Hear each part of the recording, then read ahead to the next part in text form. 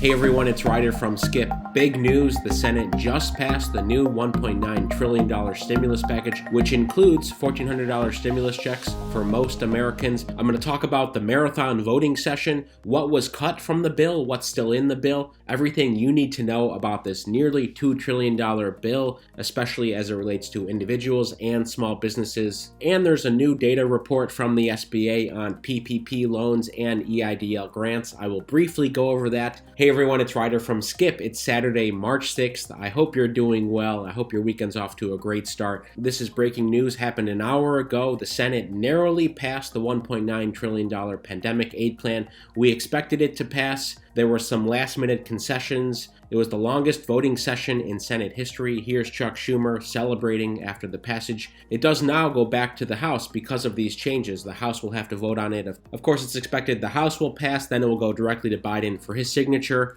So let me talk about what made it into the bill and what was cut. Thanks so much for subscribing. You know, we had 200 subscribers yesterday. That means we're giving away another $200 this Monday for a total of $1,200. For every new subscriber to this channel, we will donate $1 back to you. So hit subscribe and share with a friend. Again, if you don't win, you're helping someone else win, and it just increases the money we are giving out. As you know, we've been donating our YouTube revenue to subscribers of this channel and to users of our free app. It's Hello Skip in the App Store and Google Play. And if you quickly download our free app, you are entered into our Monday giveaways. We are probably going to pick 12 or 13 winners this Monday. It all depends on how many people subscribe to this channel, but we are starting to post all these videos on the app as well as daily posts that go more in depth, have links to a lot of the things I reference. So here's the news. There was no bipartisan support. 50 Democrats voted for the $1.9 trillion plan. 49 Republicans said no. 1 Republican was absent, which prevented the 50-50 split, and Vice President Harris from casting the tie-breaking vote. We didn't need to do that. It's now going back to the House. The package, which still must pass the House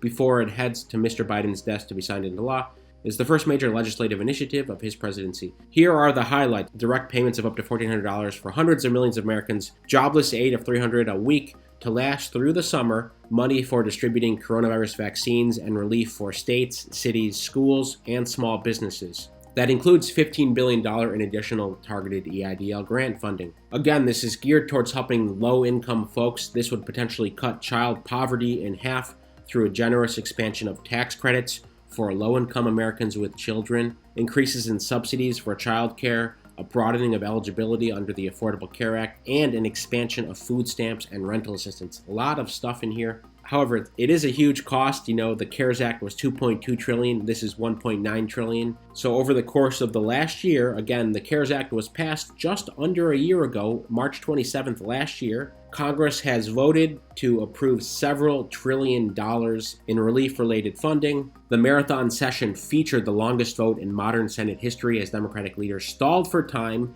They tried everything they could amid last-ditch negotiations with Senator Joe Manchin III of West Virginia, a moderate holdout Democrat. Because of him holding out, Democrats agreed to trim unemployment benefits from $400 to $300 per week, so this measure could proceed. There's Joe Manchin right here. So the resulting package was a narrower version of Biden's original plan, and it's a different version than what was passed in the House last weekend. So because of these changes, it has to go back to the House for review and vote before it goes back to Biden. According to Majority Leader Chuck Schumer, he says this bill will deliver more help to more people than anything the federal government has done in decades. And despite the partisan split in Washington, the legislation remains broadly popular across the country, with state and local officials in both parties joining the chorus of industry groups, advocacy groups, and voters calling for the federal government to provide additional relief. I'm going to put up a poll today, by the way, on our YouTube for all of you to answer. You can also leave comments as well. Are you for or against the plan as it is approved? If you were a senator, would you have voted yes on this plan or no as it was approved? I'd love to hear in the comments and in the poll I'm going to post in a minute. Mitch McConnell on the flip side said this: the Senate has never spent $2 trillion in a more haphazard way or through a less rigorous process. So that just shows you the difference between Schumer and McConnell.